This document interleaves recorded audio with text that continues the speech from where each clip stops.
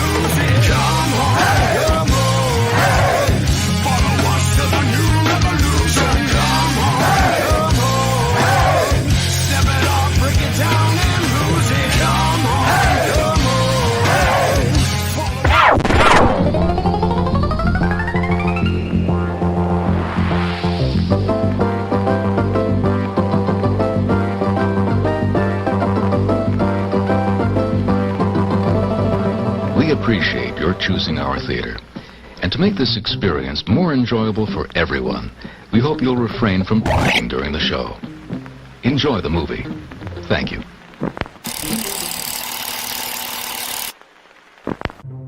Everyone thinks because you're a zombie, you don't know good coffee.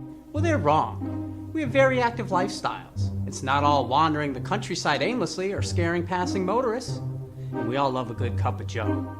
And there's only one brew that gets my seal of approval. Deadly Grounds coffee is my guilty pleasure. Bold, robust, delicious. It's coffee that can wake the dead. With over a dozen different roasts and flavors, Deadly Grounds can satisfy the most finicky of coffee addicts. The aroma is so intoxicating. It brings all of my neighbors out of the woodwork. Deadly Grounds coffee. Coffee to die for, and zombie approved. It's good to get a little deadly.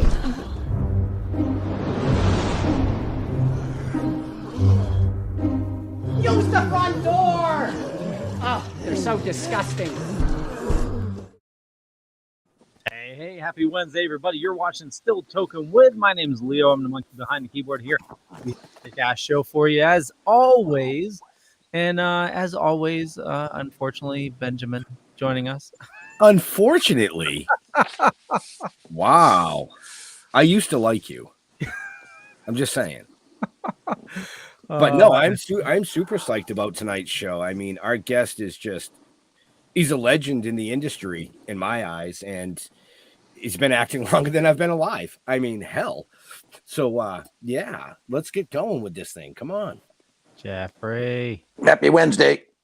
It's Wednesday, right? Yep, that's why I'm here. Yeah. Yep. So yeah, let's just get this going because this guy's got a lot that I want to hear. So let's welcome Mr. John Savage. Hi, John. Hi. Can you hear me okay? Absolutely. Yeah. Yeah, we can hear you just fine. You're looking pretty good. I know. I'm looking good. Yeah, you're looking good. Thank you. I watched Eye for an Eye. You looked a little more raggedy in the movie. Well, but you're supposed to. I agree. Give it back to him, John. Don't let him get away with that. No, it was all in good fun. And I enjoyed it. It was a serious sort of situation, me being a greedy or somehow sort of involved for taking what I want and getting away with it for a while. You were a dick. Yeah. Yeah. And the profit was good. But the chaos at the time, I lived next to a fire department. No, there you go. We thank them for Like their New York, service, it's Beverly Hills. right? But how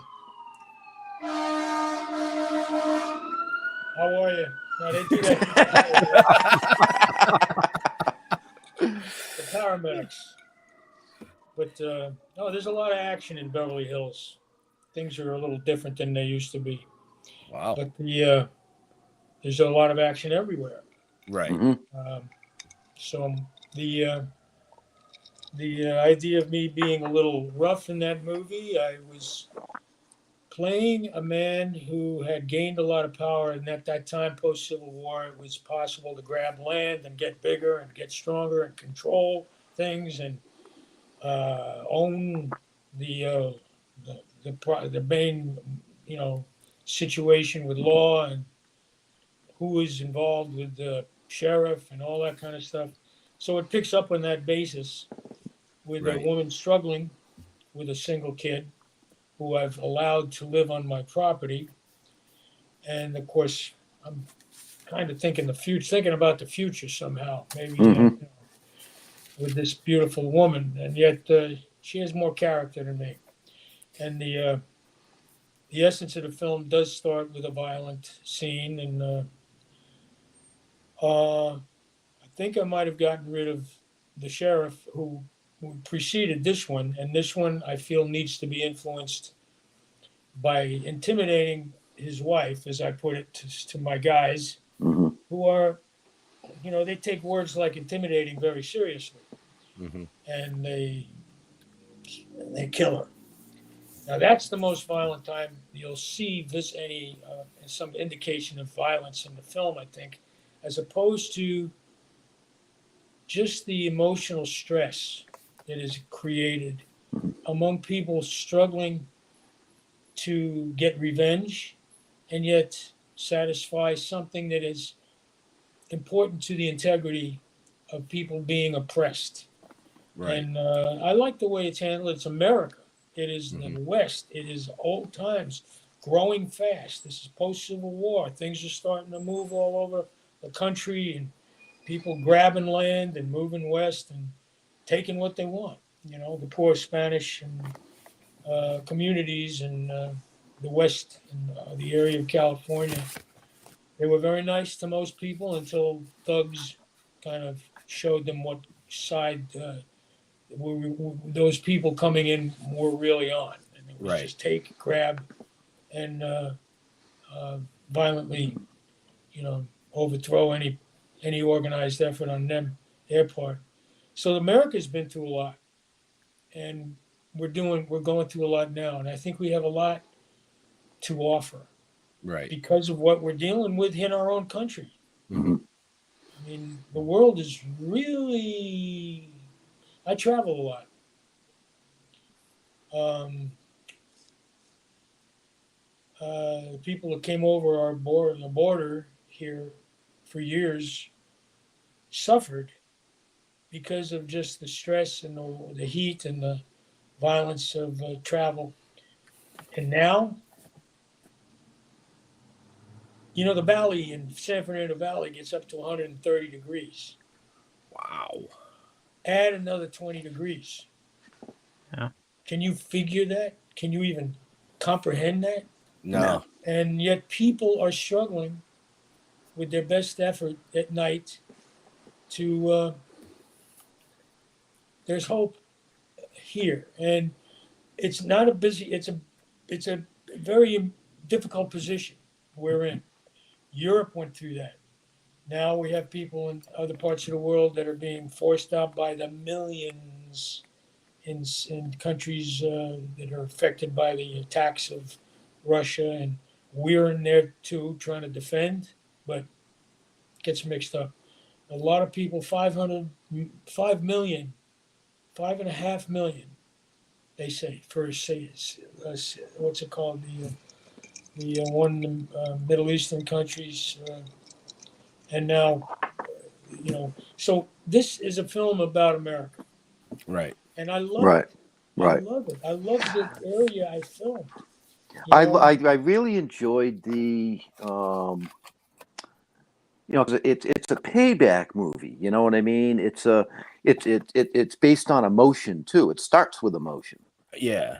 You know what I mean? And but it was so well done because It was good. it wasn't Just out of humble. it wasn't really out of anger and violence like you see in a lot of these because a lot of those movies are horror style where Right. something Right. happens to somebody and then it becomes a horror movie and it's all just butching and slaying and all this. But What this kind of had a westerns really, were you really cool storyline. No, I'm saying that's what makes this one so different. Yeah. No. I was saying, what kind of westerns are you watching? Because I know. I've I only wasn't talking seen. about westerns. I was talking about like Oh, uh, somebody murdered, revenge type Gotcha. movies. Oh, like the old Death Wish movies and stuff yeah. like Oh that. yeah, Charles Bronson The stuff. Charles Bronson Yeah. stuff, and Right. this was so different. It made it awesome, Yeah. and that was It my was favorite thing sensitive about it. to even the people involved in the film. Most of them, were pretty uneducated as far as the right way to be on film. And you know something? For They me, that brought them as the people that live there now closer to that time. The language in the books is right. written for the mid 19th century, for that period. We kind of hung close to it. Um, I might have been a little too, you know, too like spread out with my interpretation of a character. Um, I saw a little humor, and yet at the same time, I was desperate not to lose what I had as a character. That was my sense of I'm going to lose control, and I can't stand it, And I've got people that are working for me that I'm the one that causes the violence because I Right. want something done, or else. It's Mhm. simple. I want more. Right. I want more power. You have to have those people around that will do what you want the way it has to be done. And I've gotten rid of maybe some people in the town government, and I have people that they work for me, and I put a touch of like slight humor in the attitude sometimes, and it didn't work. But the point of the thing is that like these are real people. They really did this. They really went through this. It's like the South. I did a film that was great. It was filmed on the plantation in northern Mississippi. It's now part of the heritage of Mississippi. And a couple of brothers I know working on as grips on the film came from New York because and it's in my family too. Now, my Right. daughter-in-law, her mom and I were friends before we knew our kids were living together. All right, and she got the two master's degrees, two doctorates degrees, coming from the little clan of women and the great grandma who left the South after the Civil War. The family was slaves for 4 or 5 generations, slaves, and the women had formed what we have in this country, and we don't recognize, but a unity separate from the men. They were strong together. They didn't have men. They could love them, but they didn't. They weren't allowed to see them. And they had God. They manufactured faith combined with their history and what they saw in the Baptist church in Mississippi. The grandma was being a part of that Black Baptist church. They had to hide that. What's his name? The great professor who has the heritage, or not the heritage show. He brings people to the history of their family. Professor Gates.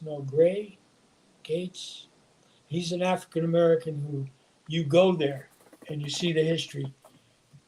And we need to do that, whether it's Native American, whether it's immigrants, whether it's slaves, whether it's African Americans. This is America. You know what America means to some people in the world? Right. if they have neighbors in the same faith start to get upset with them, they kill each other in the same culture, but they're just different. They live further apart. The language is slightly different. This is the Middle East, like, you know, Mhm. the Taliban is pretty rough, but I worked in Egypt in the middle of the desert just a couple of months ago. It was freezing cold, no electricity, and this incredible history right in the middle of what was the Bedouin village with Roman walls in the hills nearby and just Roman caves and these huge walls that are over 8,000 years old, dilapidated. But the girls have to keep in line till the age of 12 and go to school. And once they do that, stay home unless you're with family member. And the trouble is, they're abused by those who are more educated with money and know people with outside interests, like for oil, water, whatever. But the rights belong to this largest nation in Egypt. They're Bedouin. They are nomad. They travel. They call this desert their village because they know at night where they're going on these huge dunes. They drive in the Toyotas because those they can fix a piece real quick if they need to. They're master mechanics out in the desert, and they know their way in the dark. It's beautiful. And the water, you have to be careful driving in the desert because hot spas can suddenly come up, be in that area. And the desert does move and covers things and then goes back, opens things up. But hot water can be bubbling up. And if you're driving and you forget where you are, there's cold little spots with water, hot spots. You don't see them, but you get into it, and so this is people who know their Yeah. land. But we had Arab, we had women. The whole company was, women in charge of different areas. The director was a woman, and languages going all over, and it gets a little rough. And it was windy and cold all the time. But You wouldn't think that in the desert. it was great. Right. Huh?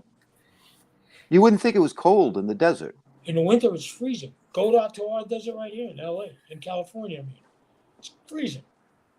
Wow. We had little fires in our little adobe rooms at night, but who's going to go to sleep? To go to sleep, the fire goes out. Right? Sounds like me. And arthritis, for some reason, like 800 feet below sea level, maybe, but whatever it is, I didn't know I really had bad arthritis. And I had surgery right after the movie. I postponed the surgery to do the movie. I had to have a hip replaced. Right now, 2.5 months later, I'm fine. No pain. I go jogging every morning. I'm working out. I'm fine. But my shoulders, my hips, my knees, running through the desert chasing this little girl who was the last heir to these water wells. And this is it's all really happened.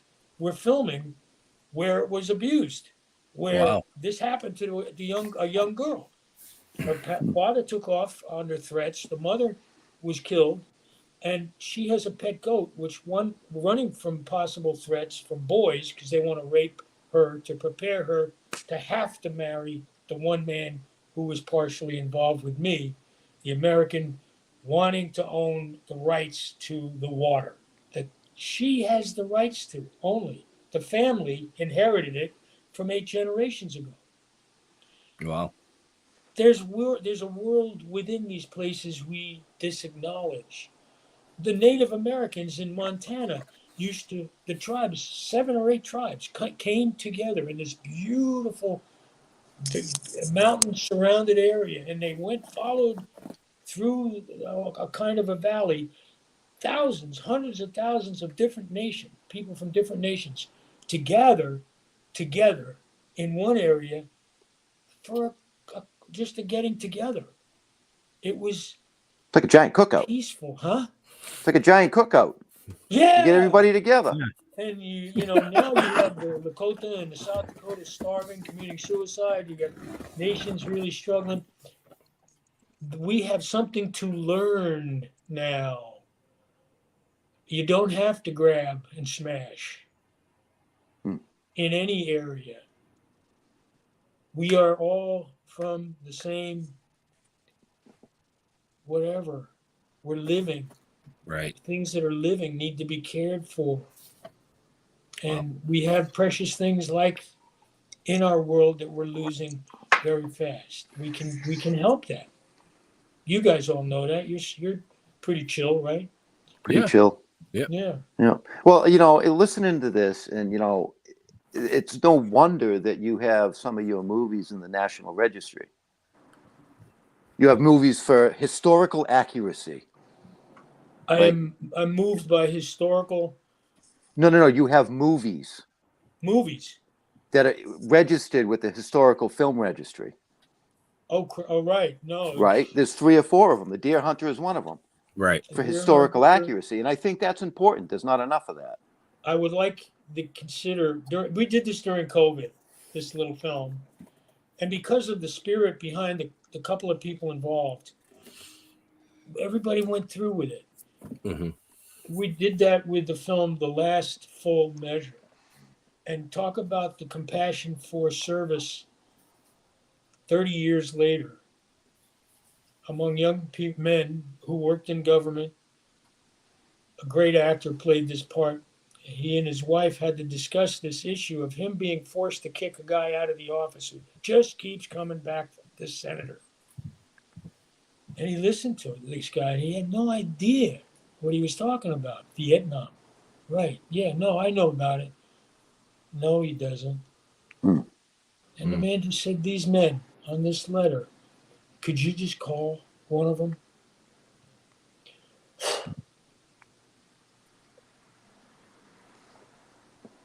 It went so far beyond the usual compassion of a story about war. The most violent scenes in the world of a true situation with 600 men. And one young kid who was a medic who drops in because they didn't get the radio message. You can't go there.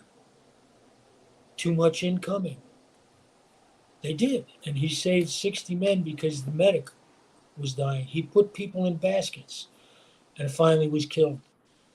And they finally made such an effort, with this little effort, to organize some of the men to give him the Medal of Honor. Wow. Well, Nobody knew anything about it. Right. And that's one of the issues with men in recovery and women. Yeah, women who are in recovery or have served now, you know, over 10, 15, maybe 10, 15 years. And there's a lot of groups started independent of the ones that were around, VA and other stuff now, by Vietnam vets. And there's a couple Second World War guys, better shape than me, maybe. You know, 70 years of sobriety or something. You know, it's a good, and the wives are gorgeous women, they all serve. But these groups for organized effort for recovery, Ohio, huge camps set up. You know, you can be invited after a year or two of sobriety. And the, you know, it's just the truth and beauty of truth sometimes when it's sought and it's achieved.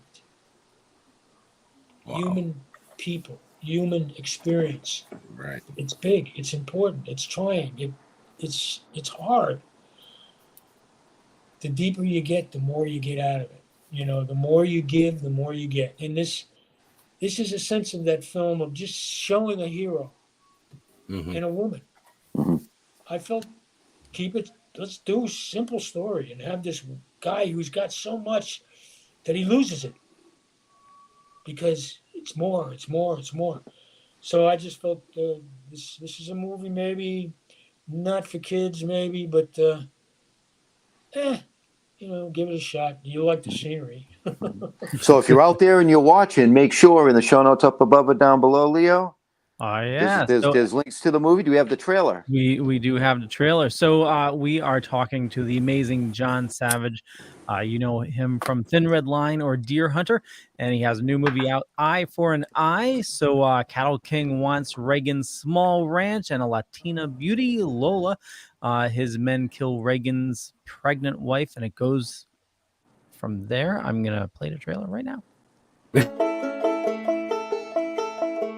Been some and I stayed some, I missed some and I made some. Here! Just not sure.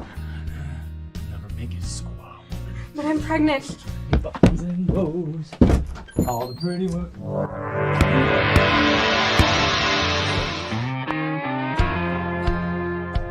Blood on your hands, blood in my eyes.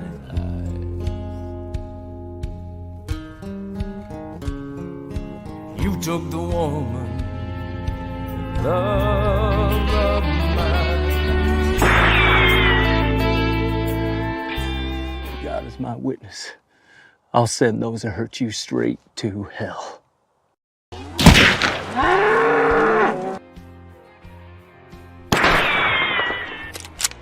Damn it, Spider! Why the hell did you have to do that? I told you to scare her off so that her knot-headed old man would follow her. Leave the badge on and bring them in legal. And have Braddock buy off half the town and have them go free. Biblical this time, Ian. Eye for an eye. Blood in your hands, blood in my eyes. Mr. Braddock is kind enough to let us stay on here after Pa died. For that, he gets a big thank you and a small piece of heaven. But you gotta give. What I can or can't give him is nothing that concerns you, young man. So, Mr. Lily, what happened to Sheriff's wife? She died. I know die. Who may die? Who wanna know? You know who will know. You know who may die. I know I'll go on in Bighorn. I want riders out to all the lawn camps. Every rider Triple R brand. Eyes out. On the watch for that. Ex-Sheriff Quint Reagan. You can call me Abe Lincoln or Ulysses S. Grant if you want to. Now, how do I recognize those four men? What's your name, mister? Sam Jones. I'm new to the place. I'm John Lawrence from the Spread the Word Gospel Wonderment Church. Pleased to make your howdy. Oh, yours too, Pastor.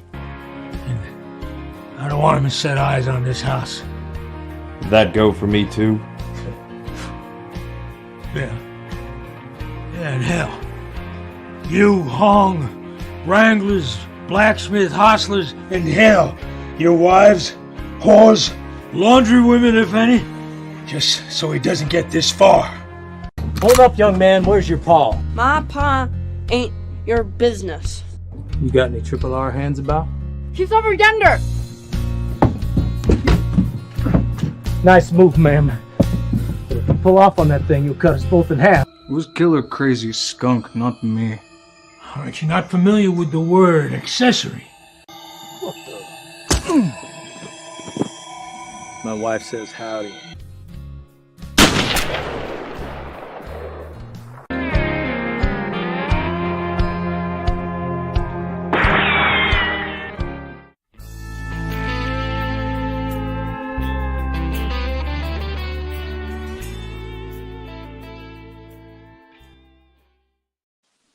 Eye for an Eye is available right now on VOD, wherever you get your digital movies, Amazon, iTunes, just about everywhere. All I want to say is Tall Horse is never coming back.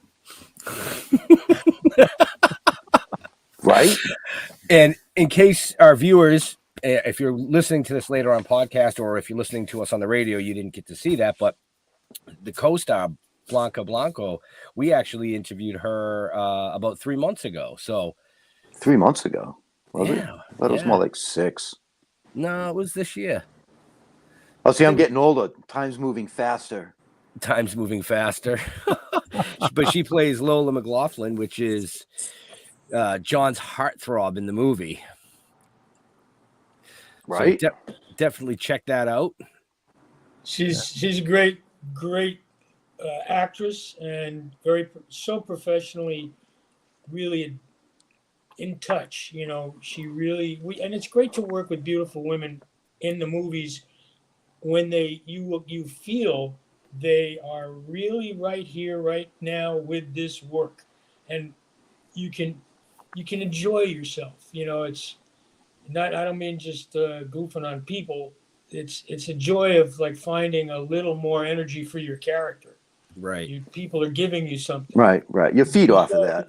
I mean, the way for me, the way she dealt with her child as a woman at that time, I felt that this is a woman who has the strength for compassion and wariness. You know, she's sensitive to this. She's the woman they go to for lunch. She feeds them. You don't mess around with her, you know. And I just felt this. It was a good touch, you know. It wasn't a cast of thousands. We had the right people. Yeah, I was gonna say you definitely had the right people. Because to the best of my knowledge, the gentleman that plays Regan, Shane Klaus, this was his first ever acting role. He's a real cowboy. Yeah, he's a musician by trade. And a beautiful musician, great singer. You know, I think that's his. Go ahead. Oh, that's cool. His song is the theme song. Yes. Right? Yes. Well, you know, they played it at what's it called? Prescott, Nevada, Arizona. Okay. Prescott, and it's a little town with a lot of people. You know, it's a big town with a few people, and it's got a big theater, and everyone who came to see the film filled the audience that night. 700 or 800 people.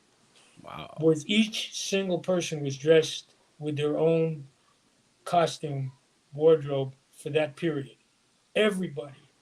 They were into the West and into the characters, all the different characters represented in the audience. And they enjoyed that sense of time difference and period. And they were all from different parts of the world. I mean, it's a very diverse area, like Montana is getting. Montana's, I think it's a very red state, but it's got every kind of culture there. You know, for my brief travel, the area we were in was big, and you see some houses scattered. We worked out of the writers and producers ranch. Martin Cat, his wife, and Larry Martin, and the producer. What's his name? His father was one of the biggest filmmakers in our country, Mirish. I think David Mirish. And I was involved with Blanca and a few charity moves he made. One of them was a soccer match. And a bunch of guys had already been set up to play soccer against each other, some celebrities, not me. And she was invited to play with these guys. Who was the only person who scored? So, you know, she has a book out that is just so moving. Mm-hmm. Yep. She talks about it, and I'm hoping that it shows this growth. I've seen now a Japanese kind of version from a period when the Japanese moved people into their takeover of Korea, Pachinko something. And it was directed by a really sensitive director who did another one. I want to say Blue Bayou. I'm not sure. But it had to do with migrants and immigrants as this situation the Japanese are put into by being forced to go and live in Korea. And the Japanese army, militant as it was violent to both sides. So the child, this little girl in that movie, reminds me of Blanca coming over the border with her family, having violence at home, having poverty, having violence coming across the desert with men with guns, old women that can't make it, getting here and being stuck in a room on the border where you can't leave because you got to be paid. They want to be paid again, you know, a little pot in the corner for anything you got to do for 30 people or whatever. I've seen this too. I've seen it from a distance. You know, I've worked in Mexico. I've been in the desert. I've been with police there. I've been with Americans at the border, police. And the situation, my grandson, he's Solon Kano Youngs. He's writing for the New York Times now. He's only 28, I think. He started out in Boston with the Boston Globe. And he goes now, they fly him all over the world. He's working for the American, what is it called? Homeland Security. And it connects him to everything. They fly him by the Coast Guard to the different areas where they're trying to set up places where people are coming in submarines. And in the South, he's gone through the whole border situation with trapped, little gated, chained, or what I want to call it, kids being put into these cage-like areas. Too many kids. The guys that are responsible for it are complaining too. They have families. They have kids. There's too many kids in one spot. You talk about COVID, you know? Right. You rush them in, you put people together, and it's not going to stop. You know, how many militant forces have driven people out of countries? How many people being bombed the hell out of countries? You know, 500,000 in Ukraine, more than that, more than Syria. And this is our world. This is where we live. If we don't start taking care of, not just with defense and walls, because we're going to end up blocking each other off. We're doing it. We've separated into extreme right and extreme left. Mm-hmm. It doesn't help. It doesn't work. Protest and make your march for white people. But wait a minute. Where do you intend to go with this race attitude?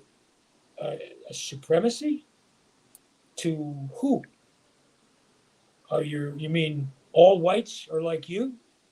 All whites are all white?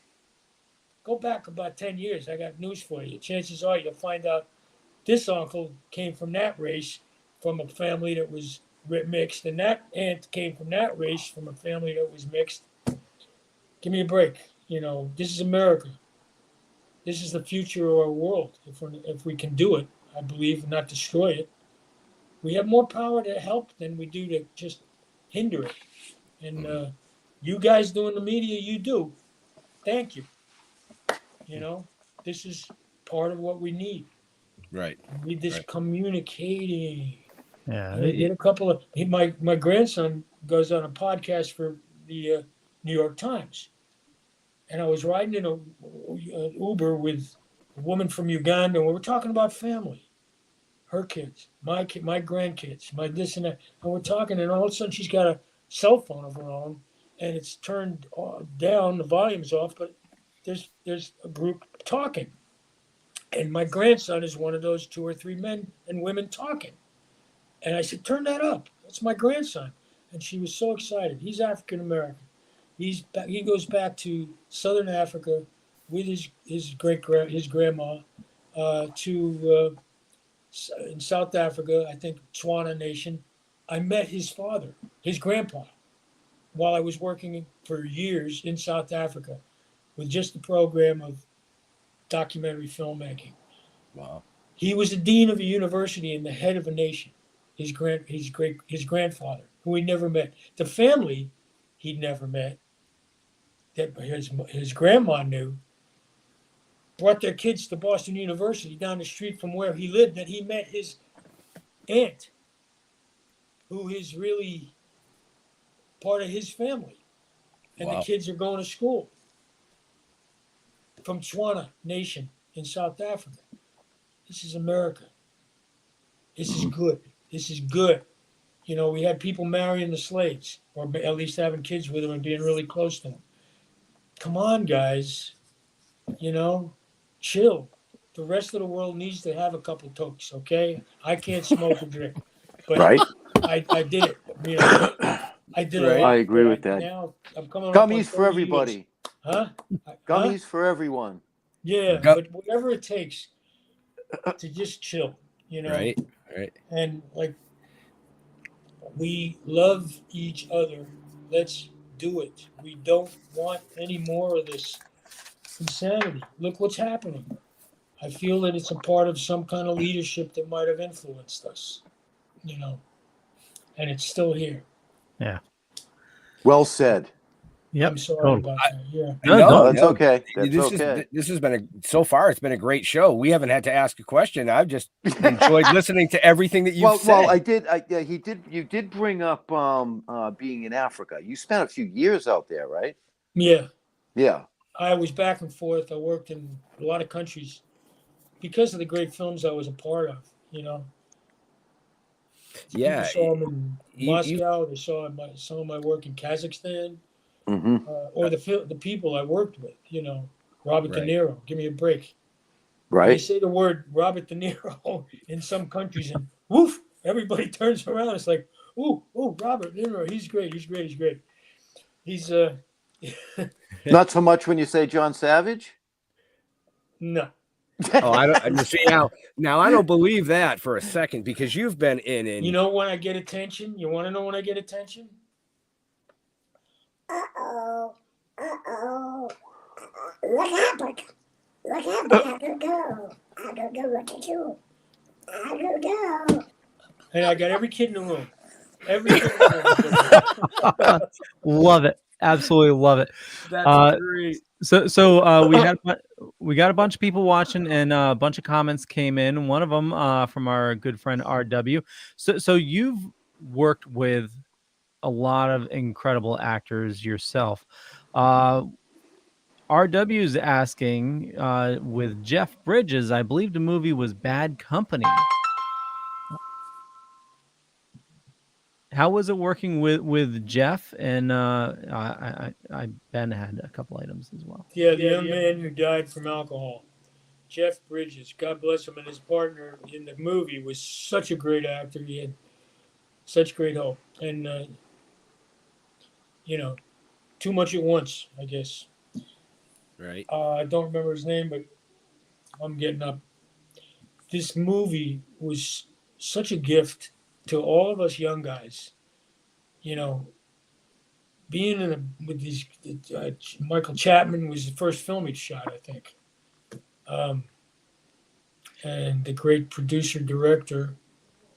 All these guys are retired now, I think. You know, and just what incredible photography, direction, and experience for a piece of American history, that there's many parts to it. People were running away, like these boys, just seeing what they could get out of the world. Right. It was chaos. And I was hung in the movie in the freezing cold in the middle of Kansas. I think we worked out of, I can't remember. I remember the name of the city area, the Plains area. It's beautiful. And Jeff was so compassionate. He's big. He was big. He'd come over every day. Good morning. How are you? Oh, come on. He's like, come on, Jeff. You know, I am an uptight guy. But he was one of the first people in the business. In that company, too, I felt, I don't have to be scared. I'm still a little nervous about this whole idea, you know. And when I'm in my fantasy world, I'm more comfortable. Right. Sometimes I forget. I mean, I've snapped it sometimes when I realize, this hasn't happened really in years. Not on a movie set, but just the ability to accept. There's things that I want to find in this work with other people that aren't all of you. And yet I want to go over and talk to the cameraman. I want to go over and talk to the makeup artist. I want to go over, and sometimes it's helped where I just go with the flow and I got my words and I'm fine and I'm relaxed. but sometimes I'm distracted, and usually it's because I'm too wrapped up in myself. Right. Yep. Okay. Makes sense. Yeah. I don't know what to do. I can't straighten it out. I gotta admit I'm lost or something. And yet that hasn't happened in years, or maybe years. It's all good. Right. But this is a tough time too. Yeah. People are making movies and starting to, and then somebody gets sick and they got to stop. It costs money. But I was grateful for that area we worked. It was pretty devoid of any real sickness. Where was that filmed? Where was Eye for Eye filmed? Oh God, I Missoula. Yeah, Missoula River or something. Montana, I believe, right? In the middle. Yeah. So yeah. Montana. Okay. In the distance, and one big mountain. I remember its name. They called it John Long, and we had pointed out the fires that had crossed the mountains up there. Sapphire Mountains around it. Missoula and 9 Mile. Right in the middle. Beautiful. It was beautiful country. Oh yeah. And we had nations of people in the area we could go to, including development a couple hours drive away of houses and things. But I would walk just around Larry's ranch, Larry, the director, and Cat Martin, Larry and Cat. And it was such a peaceful kind of feeling with nature. Duh. Right. And right next to me, this mountain, it seems it goes rocky areas going straight up, top of the mountain. Could have been a mile high. Couldn't see it. Couldn't see the top. And I'm there, and I was going to hear little rocks falling and stuff. And so I stepped away because they bounce. And then a baby goat, boing, boing, boing, boing. There was nothing to stand on. Wow. And it's literally like looking at me while it's going down the hill. Didn't miss a step. Boing, hits the bottom and jumping, and jumped over a fence. And then the bigger goats were kind of like, yeah, they're chill. They're walking like one step at a time. They're coming down. They look up every once in a while. But the little goat was so funny because he jumped over a man-made fence, over the top. And it looked like he was looking to do something, and I guess what happened was he was trying to jump through the middle. It didn't work. He caught his legs, hit his back, flipped over, got up and looked at it. Keep jumping over the top. It's easier. That's funny, man. That was funny. Right. Beautiful countryside. Yeah, it was. It was beautiful. Yeah, it was. So yeah, like I was saying, you've been in a ton of movies, but you've been in a lot of TV shows as well.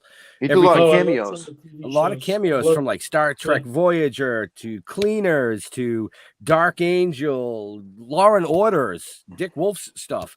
But one of my all-time favorites is SEAL Team. I was so grateful to play a father. Yeah, you played Emmett Quinn. With a great actor. They're just a team. They are a team. That show is, I think it's very good, well done for what it represents. Yeah. And, I've been growing for years. I grew up in the middle of people who served in First World War. My dad brought him from the Bowery because he went there when all his kids, my grandpa, all his kids went into the service. Yep. He said, take the little dumpy house. Don't look for me. His wife was tall and gorgeous like my aunts, athletes, but they were all alcoholics. And I saw one picture of her with beautiful jewelry on the car that she got. And apparently that wasn't when she was married to my grandpa. It was, she had, I think, I'm pretty clear about my uncle, my dad's brother was maybe the same mom, but a different father. I don't know. But Somebody was banging somebody. yeah, but then my grandpa married her, and she stayed for a couple more babies and three. My two aunts and my two aunts. So there was only three of them. The great uncle, the uncle who was my dad's brother by step, and my two aunts, beautiful women. And my grandpa went to the Bowery to die, to drink himself to death. Wow. The trouble is, if you're a good alcoholic, you could keep trying. You're not going to die. You're right. You know, things just start to go. And he was a champion runner. People would bet on him as a kid with high school races and stuff. They would change the names of runners, to change the odds. And he didn't talk a lot like my dad, never talked a lot. I got this from my mom. But he brought him to live with us and respected him for his service. Right. In Verdun, France.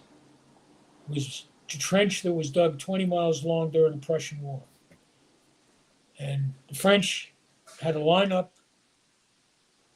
in the trench, get in there and face that direction only. I mean, the Germans were weird too. They built a wall to block the enemy only on one side of the country. But the idea, the gas killed them in the Prussian War in the trench, and the gas killed them in the First World War in the trench. No bullets. Yep. Didn't need to shoot. They waited for the wind to change. And my grandpa was a part of that being gassed. 1,000 men and Americans at that time. But he struggled with the death of others. I think a lot of us have that problem, or the suffering of others. And he, he lost his wife, who he really loved, to somebody else. I think the whole family of young kids, they brought themselves up. He worked down at Grumman and Republic on Long Island when they were there. Now they're in California, I think. But the building, military stuff. And he drank. And he was allowed 2 beers at the bar by my father. And he agreed. And the bartender knew that was the deal, I guess. I never saw him drink. I never took a part of it, so I wanted to see that. And yet it was personal and private for him. And he lost the use of his legs just from abuse and running. Wow. He was a damn good runner as a young man. And he had to walk, and he made himself walk in pain. 1 mile to the bar, 1 mile back. And you'd see him stop every once in a while. And I'd watch him. And he'd breathe, rub his knees, and then he'd keep walking. And for some not clear reason, it was obvious he was accomplishing something, getting that drink. But he walked, he got over it, he came home, put himself in his chair with a black and white TV, and watched us. I asked him a question only a few times. Once, and my mom was full of talk. She talked to me about what went on with my father, what went on with my grandpa, with her mom, what she had to do during the First World War, servicing people coming home. And he was quiet like my dad. And I said, I don't know how old I was, maybe 4 or 5. I think I was young. Maybe that's it. And how did you live? So many people died in that war. You were in the war. So many people died. She told me everything, Mom. But he just looked at me. My dad had come halfway down the stairs and he stopped there. He's 6'9", big. He had a duck to go downstairs. And my grandpa was short. And I saw him standing there. My grandpa looked at him, and then he looked at me and he goes, "Smoking and booze."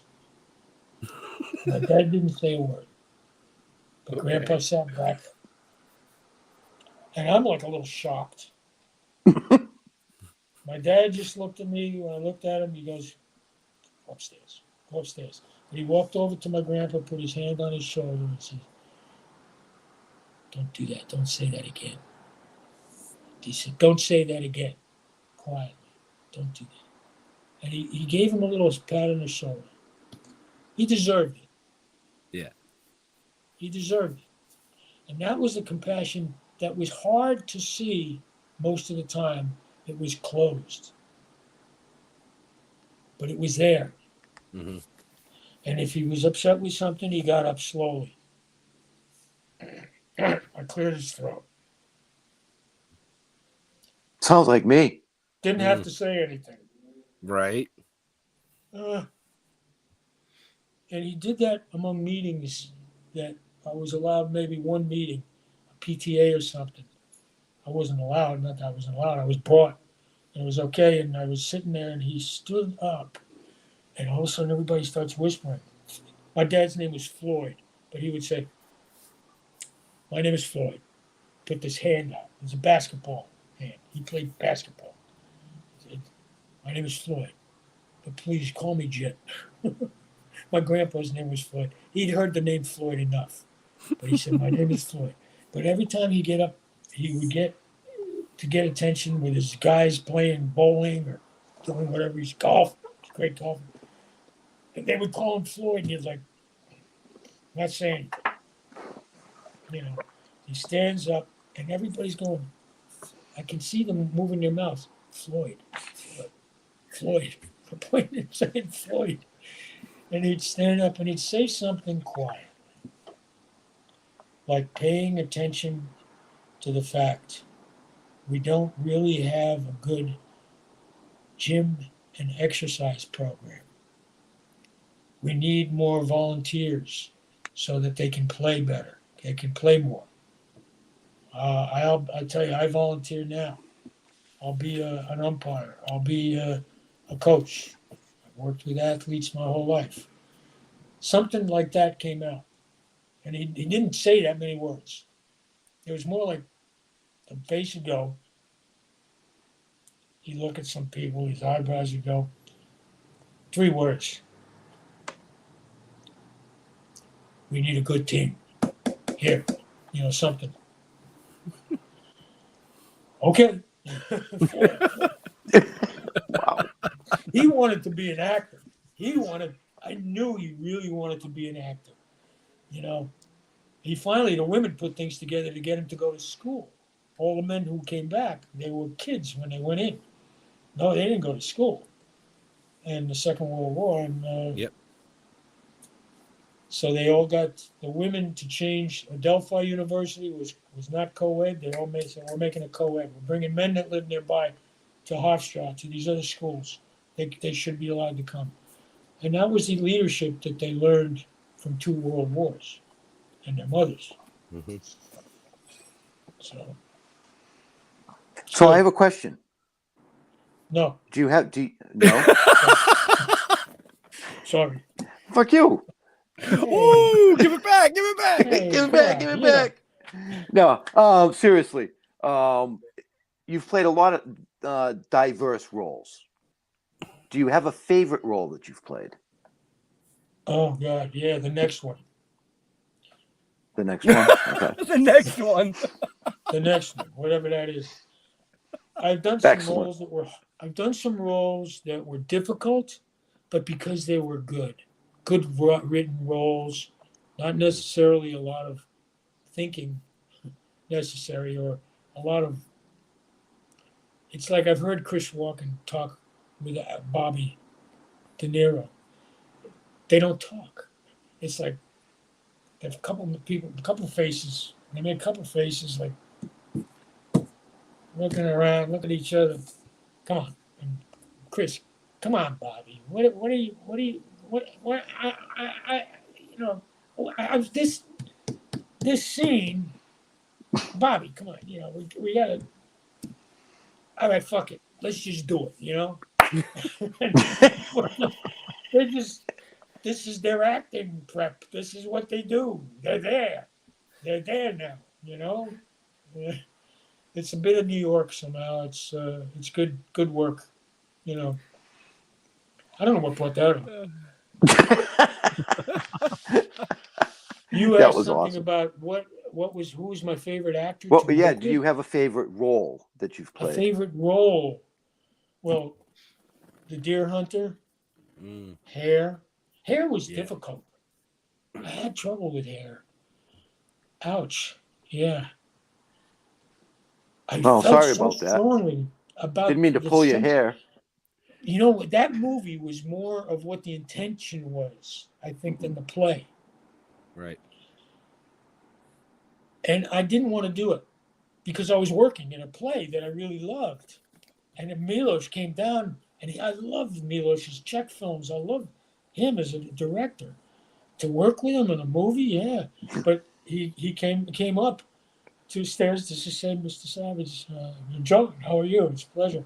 Look, hey, would you like to have a beer or a coffee with me tomorrow? You know, well, sure. So we got together, and he brought me to where he was auditioning people, singing. John Belushi, all these incredible actors, singers, tremendous women singers. Oh, it was like watching an incredible musical because everybody had this different quality and beautiful voices.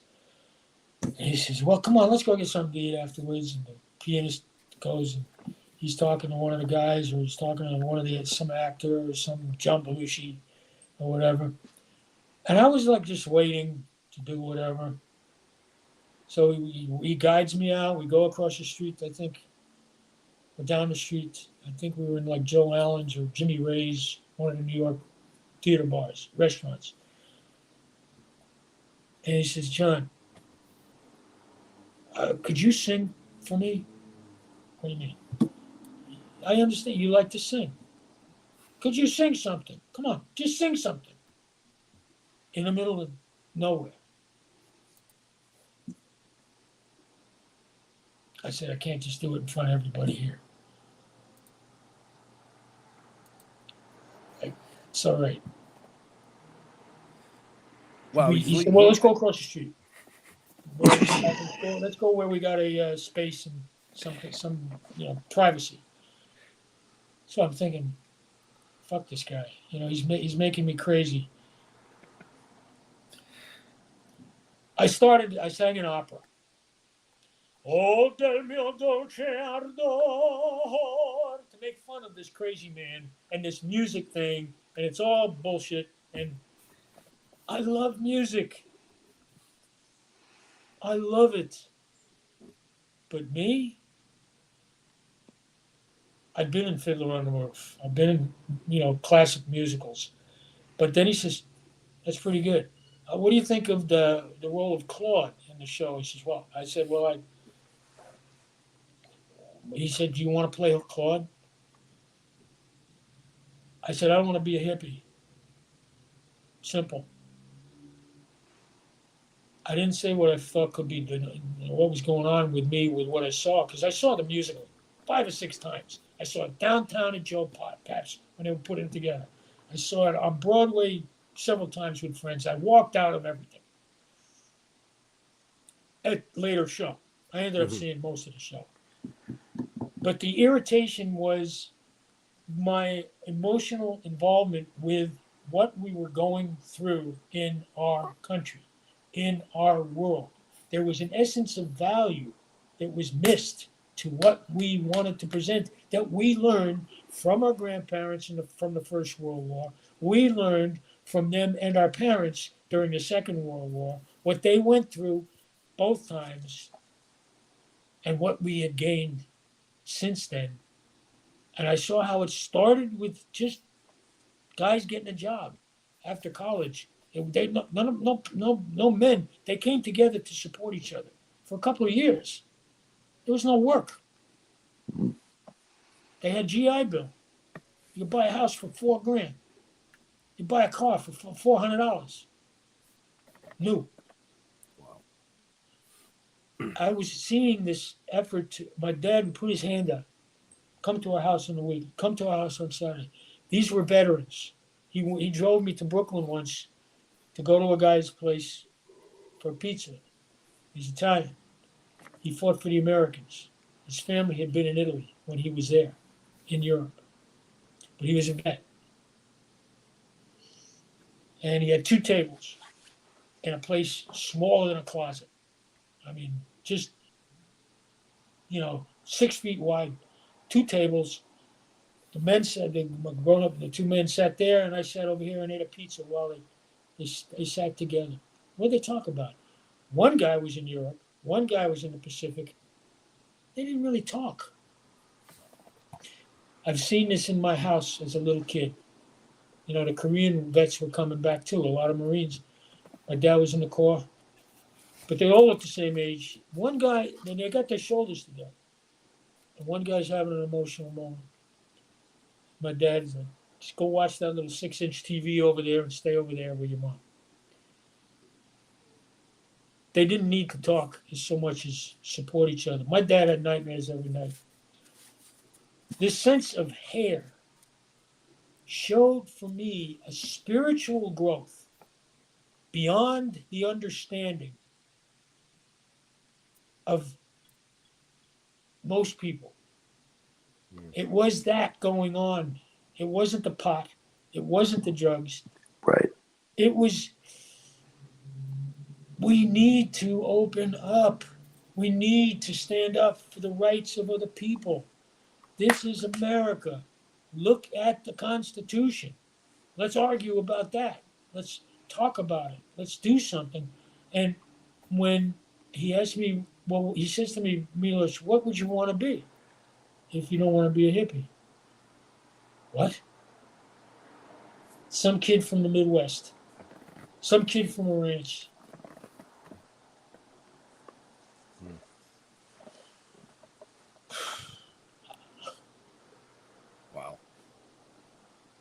Wow. Right. Wow. Thank you. Wow.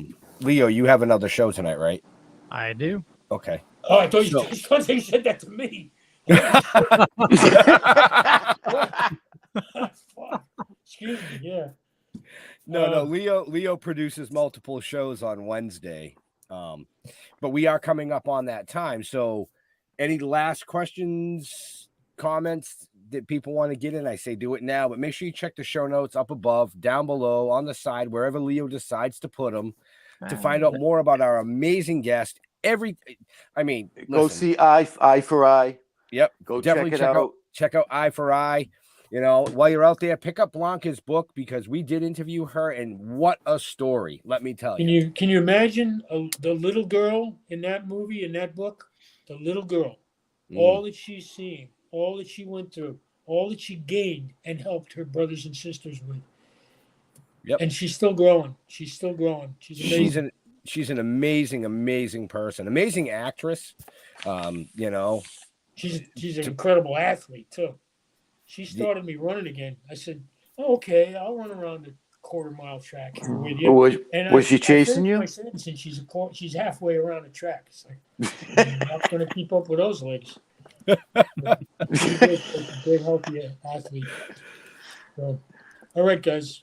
All right, thank you, John. Awesome. We're going to let hang on for 1 second. We're going to let Leo close out the show, and Yeah, so we'll be right with you for a minute. For me, just Google Leo Pond. You'll find a bunch of stuff. Could be true, could be not. I'm not going to say which is which, but Eye for Eye is out on VOD right now. You can check the show notes up above or down below.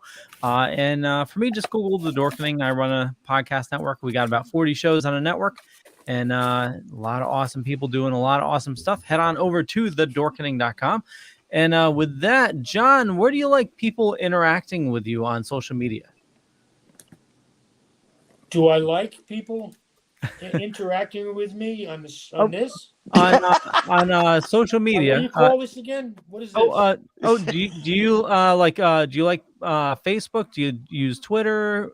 You know who does my Facebook? She calls me with anything that's really important. Okay. She reads all my email. She does the Facebook, what's the other one? Instagram. She's keeping my fans entertained.